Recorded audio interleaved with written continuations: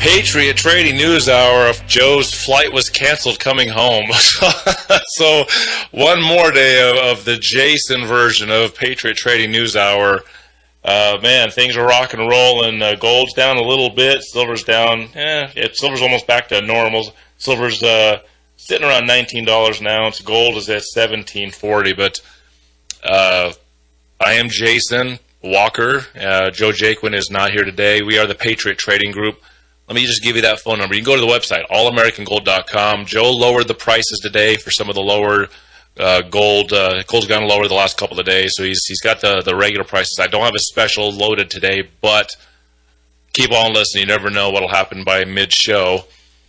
Give us a call at 800-951-0592. If you've not listened to us before and you're like, hey, there's a gold show, I don't have a lot of specific gold information for today's show, but you can always call the ladies over there, get some pricing. You can go to allamericangold.com. Take a look at our website. Lots of good information there, stories to look, to watch. And if you want to buy, give us a call, 800-951-0592. Now, I got a very popular clip that I put on the radio station, The Occult Art of Law. It's this guy, Alan of Salisbury. It's a speech he gave, impromptu speech. He was actually pulled out of the audience because somebody canceled. And they say, hey, can you do a speech to fill the space for us? And he decided, okay, he did a 49-minute speech. We're not going to be able to run the entire speech today, but I'm going to put in a bunch of it. And he talks about the elites, the globalists, the central bankers, the stuff that Joe and I talk about, and the system that they have put into place. Really, by the 1900s is when they really put this system in place. And how the average citizen gives away their freedoms, gives away their liberties. You sign it away. It's not that they're taking it from you. It's that you are actually basically snookered into giving away. And this is one of the things I put on the weekend schedule. Every single week I have to answer phone calls and emails. What was that thing I just heard? It's The Occult Art of Law. It was the last phone call. I'm going to put a couple of minutes. I'm going to start a speech here as we hit these commercial breaks. I'll keep filling it in. Really good stuff. You can find it at Rumble. I believe you might be able to find this at BitChute. But take a listen about how the world really works. You know, some of the stuff when you hear Jason's a little different than Joe. This is some of the source material. Is some of the stuff I go to that explains it better than I do. Kind of set upon this subject called law. I found it very interesting. One of the first guys I met was a guy called John Harris. Some of you may know him. He's passed away last year, and we became friends. It was only through knowing him and doing a lot of research that I realized just how much hold law has over us and our lives and the way we think and the assumptions we make. There's a whole different language. It's known as legalese. It sounds like English, but it isn't. It's got very specific, well-defined meanings, which is why it takes so long to get a legal qualification. And I guess I better start at the beginning. On one side you've got law, and on the other side you've got legal. And they're two entirely different things. Never the twain shall meet, really. To make it quite simple, all acts, statutes, instruments, and what is legal is not law. It's only given the force of law if you consent. Okay? So that just goes on to one side. Legislation are the rules of a corporation.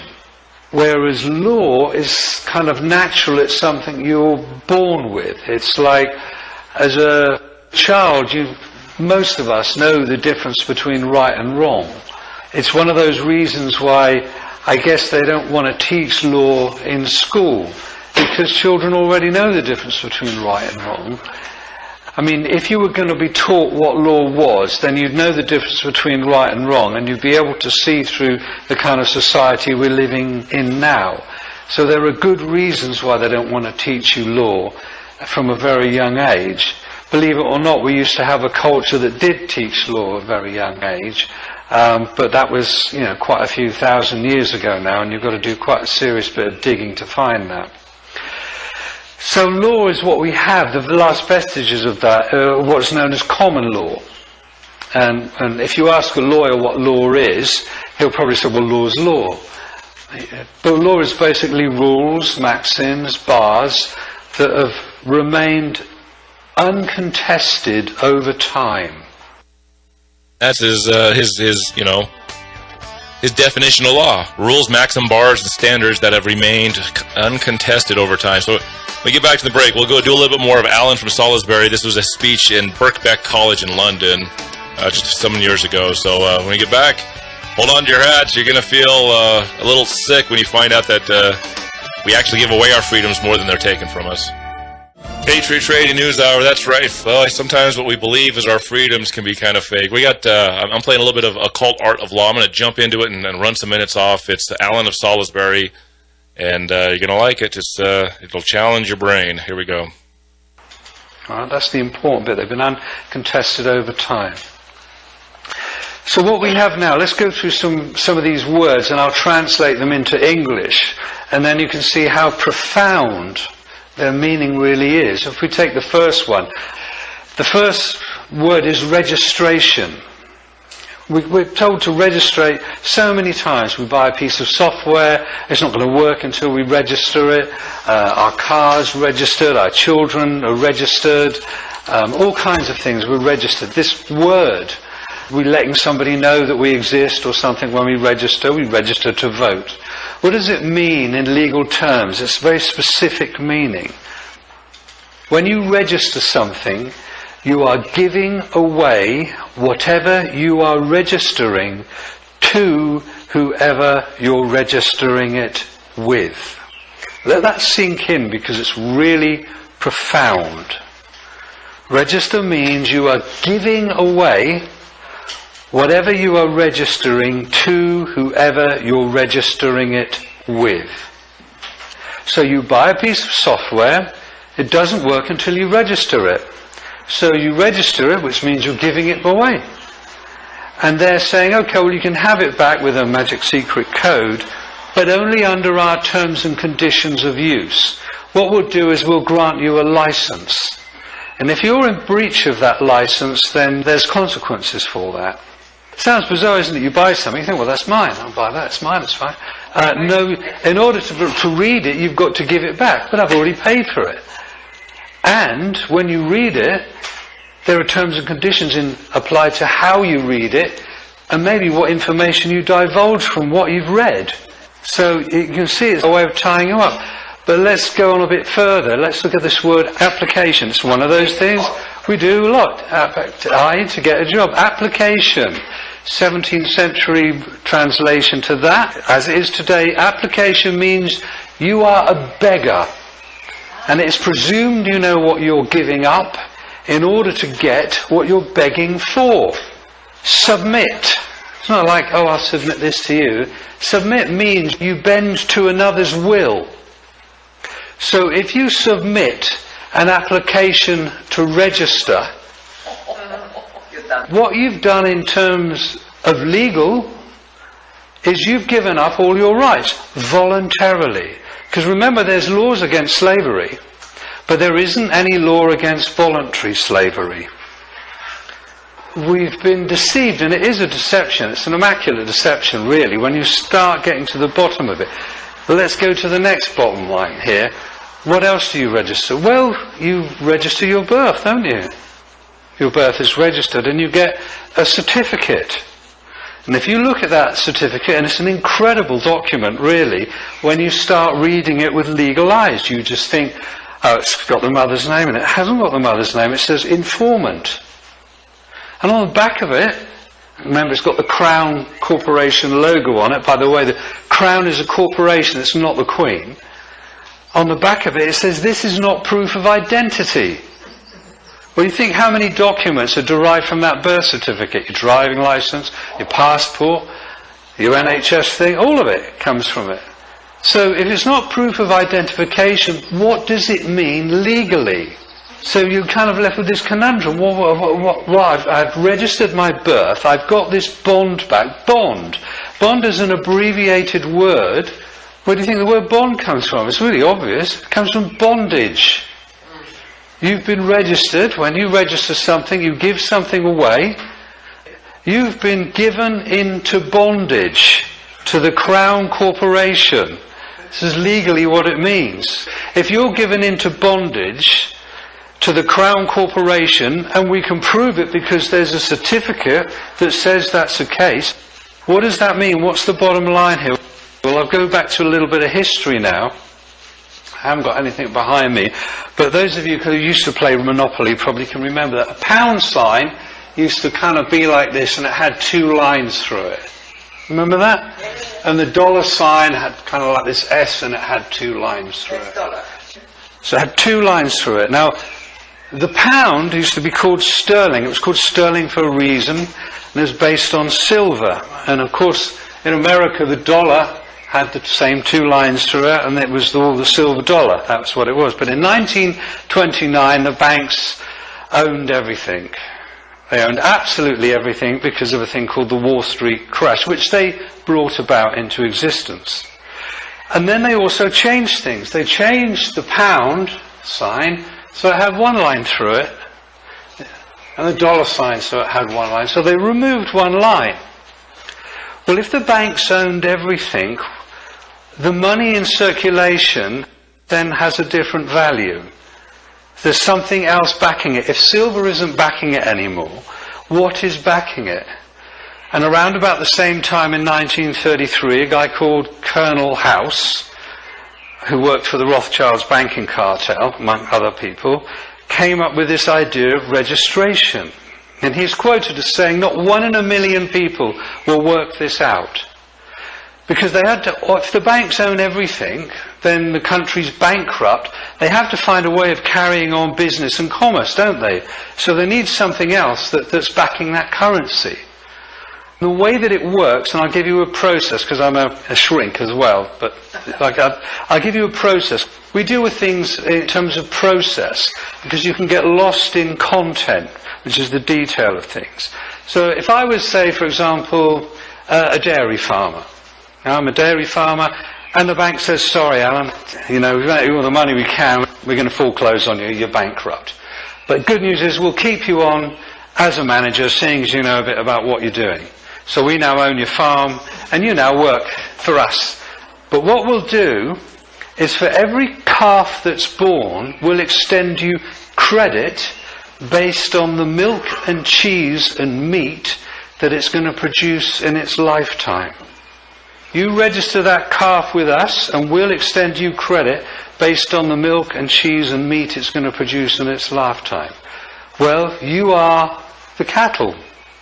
You are those calves, because when your births were registered, money, it's called a fiat currency, is put into circulation, and it's based on the wealth that you can create in your lifetime. Your labour. That's basically what it is. I tend to look at that term as your sweat equity. So that's what backs currency. It's a promissory note. A promissory note is a negotiable instrument. Banks deal in negotiable instruments. It gets worse, believe you me, it gets worse. And I'm probably going a little bit too far, but I guess the point of this talk is to hopefully stimulate you guys to do your own research. So if I can throw enough stuff at you and go, what that guy said can't be true, it can't possibly be true, I'd say, I'll welcome you.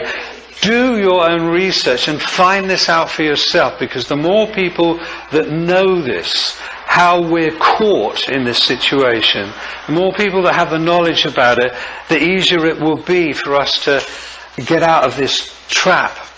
It does get worse. It gets much worse, actually, when you look at it. For example, there's a thing that goes along with the birth certificate. A bond is created, obviously, a contract, and that's worth money. The original title of this talk was going to be the occult significance of law, because most people don't think there is anything occult about law at all. And those that would do any research would go, oh, that's absolute rubbish, Alan, that can't possibly, that I'll totally reject that. And by rejecting it, lose the opportunity to begin to comprehend what's really going on. Because there is a very strong occult aspect to law. And the reason they dress the way they do, and the terminology and the language that they use as well. In fact, it's very much an occult art. It is, in fact, the occult art of law. To be a member of the Bar Association goes back to Venice, the Venetians, which isn't a million miles away phonetically from the Phoenicians, who were kind of a race of pirates around the Mediterranean as well. And we have our laws are broken down into different forms of laws, and one of them is called the law of the sea, and one of them in the British Empire was known as Admiralty law as well, so it's very much the law of the sea.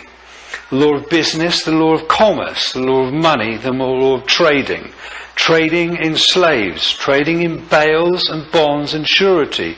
In fact, the word courtio, which is where we derive the word court from in Roman times, means to deal in bonds and surety. If you wanted justice, you go to the basilica. That's where you would get justice.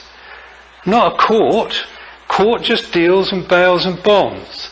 The bench is a place, if I'm a king and I own a marketplace, I've got my guys who are on my firm there, they've got a bench and they settle the disputes in the marketplace, in the bonds and the sureties, what goes on there. If someone sold something, it's been underweight, then my guys come in and they decide what to do. And if you want to trade in that marketplace, you sign a contract.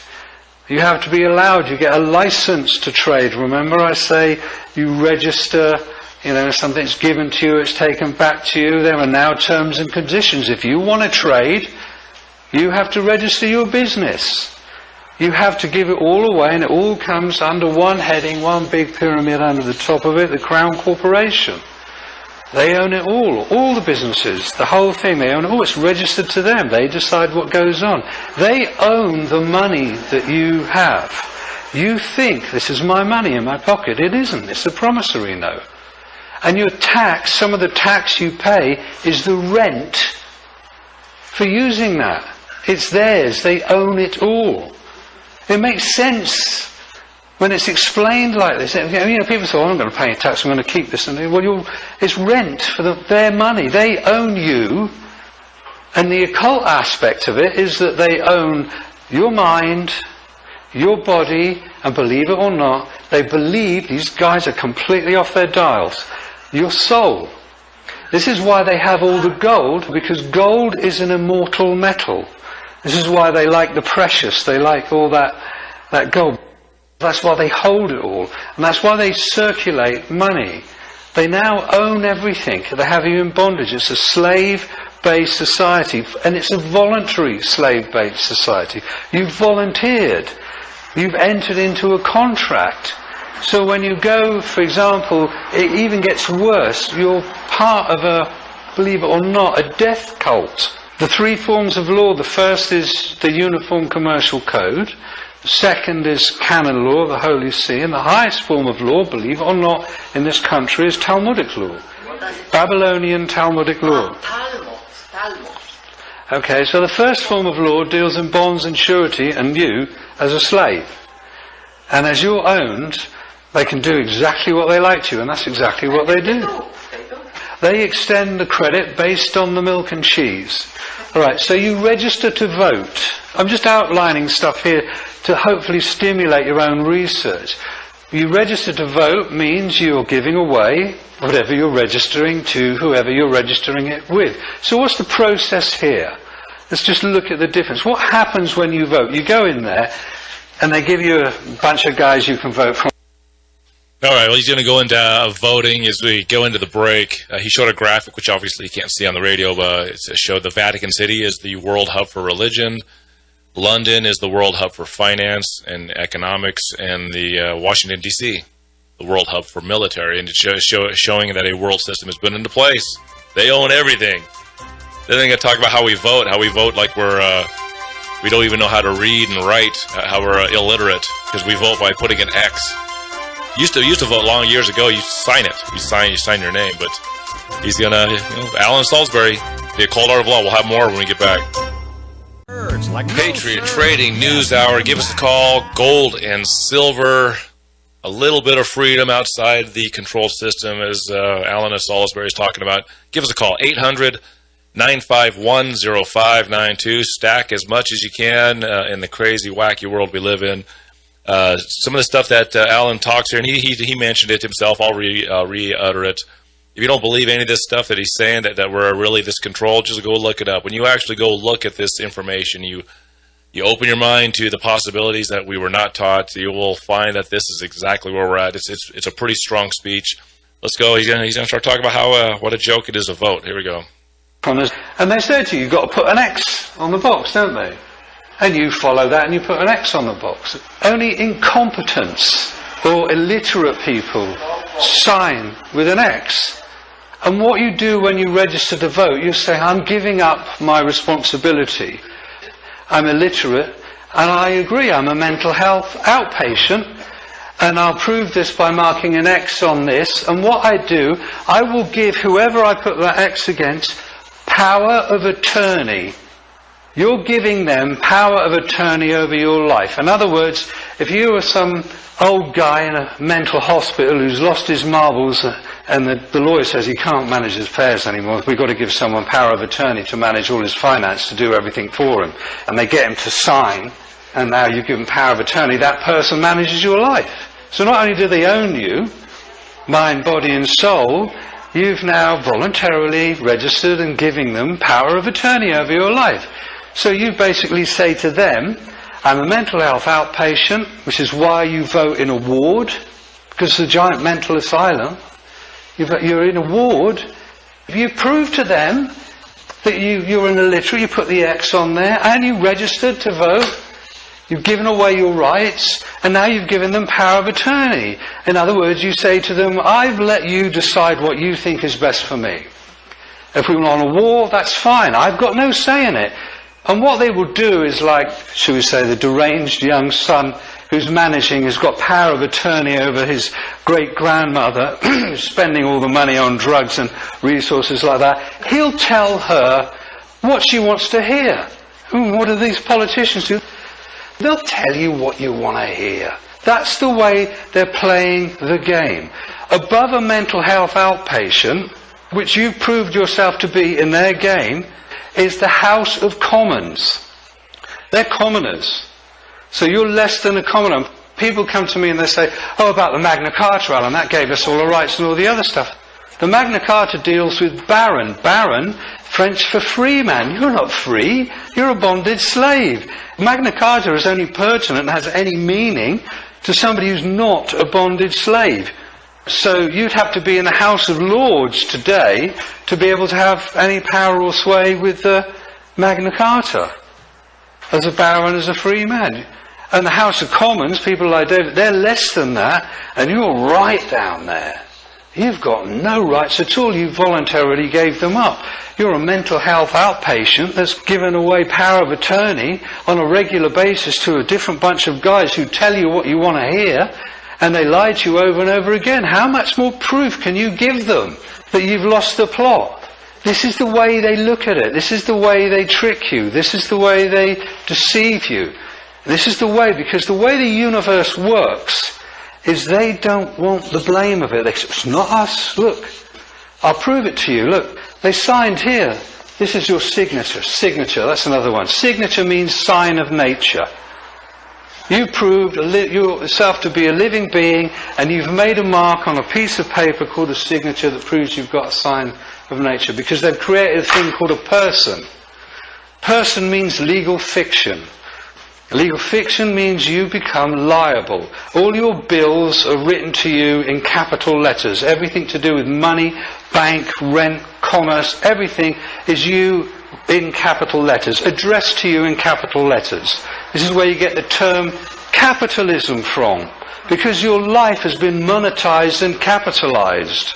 As a bonded slave, you are what back that currency, and you've given them power of attorney. You've given them power. You can moan, you can whinge all you like, but they'll just say, no, to the universe in their magical system. Sorry, but it's not on us. You signed, you gave us your signature, isn't it? You voted for that, you registered it. It's on you. You're responsible. It's on you. You made that decision. Not on us. We don't inherit the karma. Because the whole system works on an occult way on curses. It's an old curse system that goes back 5,000 years. It's dark magic. It's based on curses. It's based on sacrificing. It's based on blood sacrifice and all that stuff. Cursing. That's what it is. What do you think that money is? It's a curse based on your life that's been taken from you. You've been hoodwinked out of it. I mean, hoodwinked, that's a 33 and a third degree Mason maybe will tell you. But you've been hoodwinked. And they're lifting the veil. And they say, what I'm telling you is part of that process. How do you think these guys get away with stuff? If I say to you, what's your name, and you give me your name, you've basically said in legalese, oh, I'll contract with you, and I'm a bondage slave. I don't have any rights. I gave them up. But if you want to think on your feet, and I'm a police officer, and I say, what's your name? And you say, what makes you think I have such a thing? Ask the question, because if you're asking, you're as king. You've got some status then. Because they all work, they act, and they behave in a manner, it's called implied right of consent.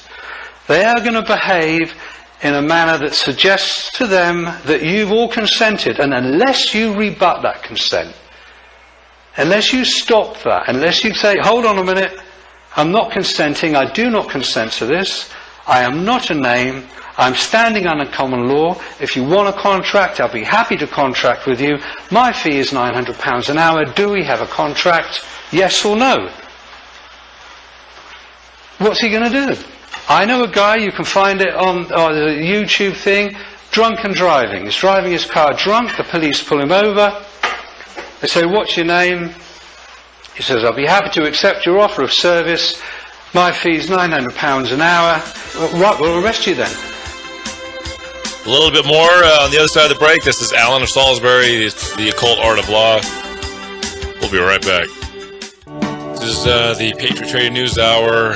Yeah, put a man in control. Watch him become a god. That is quite frankly the elites or the controllers, whatever you call them, the globalists, and they have a banking system that takes us over financially, and then it's one freedom after another. Your education system, your military system, and on and on and on. And that's what we're hearing from the Occult Art of Law speech from just a I think just a couple of years ago. It was in Birkbeck College in London. It's Alan of Salisbury. We're going to get about 30 minutes-ish into a 49-minute speech, so we're just going to play a little more here. Because that's what they normally do. They'll kidnap you until you give them your name. If you get caught on a train and you haven't got a ticket, they'll kidnap you until you give them the name. Because they want what's a thing called joinder, which is your name and address and your birth date. Because they want your bond. They want the details of your bond. They want that for a very good reason, and I'll get back to that in a minute. So he gets arrested, he goes in there, and eventually the sergeant's there, and we've got this guy, he won't give us our name, I'll put him in the cell, then he's drunk, da-da-da-da-da. They let him go the next day. You want me there? Yeah, the point is that they let him go. The reason, here's another one, it's really mind-blowing the way the whole stitch-up goes, is that bond that was created at your birth, there's a thing, fancy French word, it says c'est que vie, which means for the benefit of another. It was something that was created after the Great Fire of London, when they were trying to find out all the dead people, all those people that were missing and all the other stuff. But on one side, but on the other side, they were trying to raise a new form of currency, of credit, because remember these guys, these Templars have done it before. How do you think they financed those big, nice Gothic cathedrals and all the rest of that with their money lending, international banking scams and all that? But that's another history. But in 1666, after the Fire of London, they created a c'est que vie trust. The way they work it in terms of the occult side, they say, okay, you're born, you're created by the divine. Therefore, you inherit the earth. And you inherit in abundance. If you go on the internet, you can check it out. If we lived in the whole planet, 7 billion people lived in the same population density as Paris, we'd take up less than half the size of Texas. All the rest of the space on the planet would be left there. That would be it. It would probably be crowded and horrible and all the rest of it, but that's about it. So you inherit, if you want to work it out, I took the time and trouble to do it actually. If you looked at it, you can do it online. Work out all the nice arable, usable land, not the desert this guy was trying to claim, but that's there now, divided by 7 billion people. Each one individual gets 4 areas the size of Twickenham rugby field. All right, and that's good. That's your birthright. Exactly. That's 4 Twickenham-sized bits of dirt. That's your birthright. But of course, your mother registered you, so they take that asset, don't they, off you? That's your birthright. It's taken from you straight away. But what they do is they monetize it because they monetize you and that asset. And that asset is supposedly, from some researchers, I can't confirm it, but I know there's one lady that came here, she actually managed to find it, around about £2 million. So you've got an account that you don't know anything about that's worth about £2 million in today's money. And what happens is this. When your electricity bill comes through, there's like this little cheque thing at the bottom, isn't there? It looks like an old-fashioned cheque, and it's got like 3 banks on it. Santander, National Westminster, or something like that. And it says take it to a post office, fill it out and stamp it and all the other stuff. Okay, here's a little secret for those who aren't hoodwinked. Every debt that you incur with a corporation is zeroed or settled, because remember, it's not real money, it's credit, in 90 days. So any registered company that have got joinder, your name and address and your birthday, can apply to the Crown and settle that debt. And what they do, and this is what's financing the corporate takeover of the planet, is they get their bills paid for twice. They get it paid by the corporation, because corporations can print their own promissory notes or bills of exchange and negotiable instruments. But what they do is they get it from the second way of funding, which is the money they put into circulation, which is your sweat equity. So they get paid from your bond account, which you don't know anything about, and they get paid by the money that you've had to go and work for, and you pay that bill off. So they get paid twice. And corporations, that's what they do. And the guys that are high up in the financial aspects of those corporations know this stuff. I've dealt with them. You know, and you can play this stuff. You can say to the council tax or whatever it is, that's already been paid. It's 90 days. It's outstanding. It's been done. Prove to me that it wasn't. It hasn't been paid for. And they can't. Because what they're doing is they're technically committing a fraud. Because they're asking, it's a fraudulent, isn't it? If I say, this costs that much, and you've already paid for it, and I try to get you to pay for it twice, it's fraud, isn't it? For the normal people. Double bubble, isn't it? It's called double dipping. Okay, but this is all part of the system that we're living in. You've got all this stuff, all those rights, all that economic power. The corporations are playing a game. When I was a kid, it used to be called Piggy in the Middle. Corporations one side, and they've got this account, and they throw it over you, because you're down here like that, and the other one catches it. Thanks for the money, I've got that. And you don't even know you've got that account. The occult aspect of it, again, is like when you have to go to court, you're actually being invited to a dark ritual, which is why you're summoned. You're summoned to appear.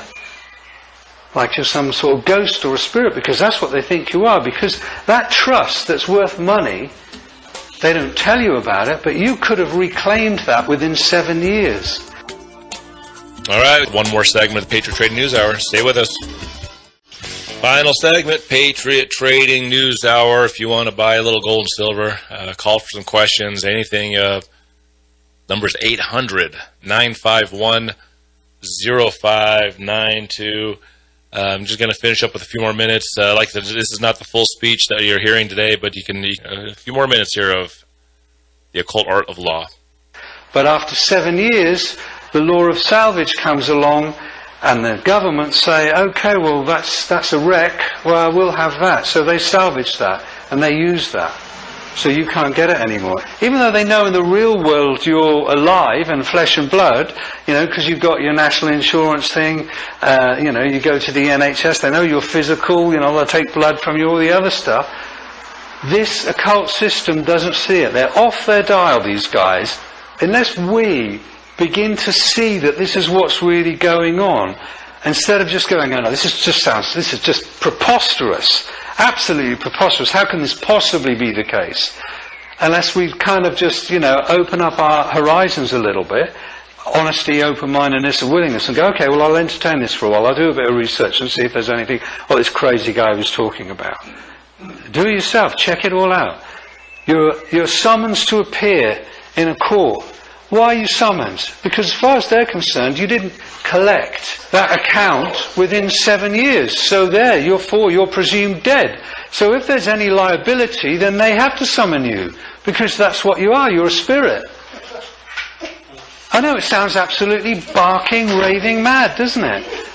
But this is the way they do it. Because the way these guys work is, and they've had many, many years to do this, they know if they can control your mind, then your body will follow. And they will use all manner of things. Just round the corner from here, there's a thing called the Tavistock Institute. Those of you that do a bit of research or do a bit of shrinky stuff like me, no, it really does some good work, but it's got some extremely dark aspects to it. And its whole founding is extremely dark. It's about mind manipulation. And really, when you start realizing how you're controlled in this system, they don't mind what religion you believe in. There is only one religion, and that's the religion of money. And they want you to believe in that more than anything else. That's what they're selling you, is that religion. You can go one day a week, if you like, to your church or whatever it is you go to and feel good about yourself. That's great, because as long as you go back the extra 5 days and you work, because that's your work, that's your offering. You are handing over your will and your life to the god money. There we go. We're going to end the show, but we didn't get to the part where he actually talks about how money is something in the system we're in. You can't live without it. He actually does a comparison of all the drugs and alcohol and things that addictive substances. And he says, yeah, but when it comes to that big stack of money there, everybody goes to that all the time without even thinking. And it's interesting topic matter to think about. So hey, I believe Joel will be back tomorrow. We'll get back to the regular swing of things.